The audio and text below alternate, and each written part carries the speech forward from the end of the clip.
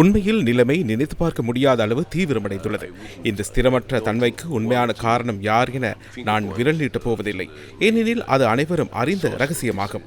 நாம் தற்போது உலகில் ஒரு பெரிய மாற்றம் ஏற்படும் காலகட்டத்தில் உள்ளோம். இந்த மாற்றம் எங்கு போய் நிற்கும் என்று எங்களால் இன்னும் கூற முடியாது. தெற்கு அரைகோள் நாடுகளின் வகைபாகம் தற்போது மிகவும் அதிகரித்துள்ளது. சீனா, இந்தியா மற்றும் ஆசிய பிராந்திய நாடுகள் பொருளாதார ரீதியாகவும் அரசியல் ரீதியாகவும் மிகவும் பலமடைந்துள்ளன. எனவே அமெரிக்காவுக்கோ அல்லது அதன் நட்பு நாடுகளுக்கோ இப்போது தங்களுக்கு வேண்டியவாறு எதனையும் செய்ய முடியாது. இந்த மாற்றத்திற்கான காலகட்டம் எளிதான ஒன்று அல்ல. இது ஒரு அரசியல் நிலநடுக்கம் போன்றது. இப்படிப்பட்ட ஒரு காலகட்டத்தில் நெருக்கடிகள் ஏற்படுவது இயல்பானதே. இந்த மோதல்கள் எவ்வாறு முடிவடையும் என யாருக்கும் தெரியாது. அது மத்திய கிழக்கிற்கு மாத்திரமல்ல, ஈரான் மற்றும் பாரசீக வளைகுடா பிராந்தியத்திற்கு அண்டை நாடுகளாக இருக்கும் அனைவருக்கும் ஒரு பெரிய பிரச்சனையாகும். இந்த புதிய உலக ஒழுங்குக்குள் ரஷ்யா ஒரு முக்கிய பங்கை வகிக்கிறது. நாம் உலக தலைவராக வர முயற்சிக்கவில்லை, ஆனால் உலகின் பொறுப்புகளை பகிர்ந்து கொள்ள நாம் தயாராக இருக்கின்றோம்.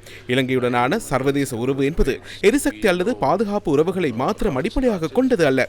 இலங்கையின் பொருளாதார பிரச்சனைகள் போன்ற பல்வேறு விடயங்கள் தொடர்பிலும் நாம் கவனம் செலுத்தியுள்ளோம். இலங்கைக்கு உதவுவதற்கு நாம் விருப்பத்துடன் இருக்கின்றோம். இலங்கைக்கு எரிபொருள் மற்றும் எரிசக்தி வழங்குவது பற்றி நீங்கள் வினவியிருந்தீர்கள்.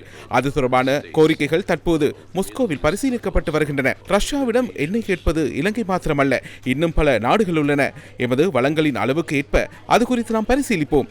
ஆனால் நாம் நீண்டகால ஒப்பந்தங்களுக்கு செல்வதையே விரும்புகிறோம். அப்போதே விநியோகம் மிகவும் நம்பகரமாக இருக்கும். ஒரே ஒரு எரிபொருள் விநியோக மார்க்கம் மாத்திரம், உதாரணமாக பாரசீக வளைகுடா பிராந்தியத்தை மாத்திரம் நம்பியிருப்பது எவ்வளவு ஆபத்தானது என்பதை இப்போது உங்களால் பார்க்க முடிகிறது அல்லவா?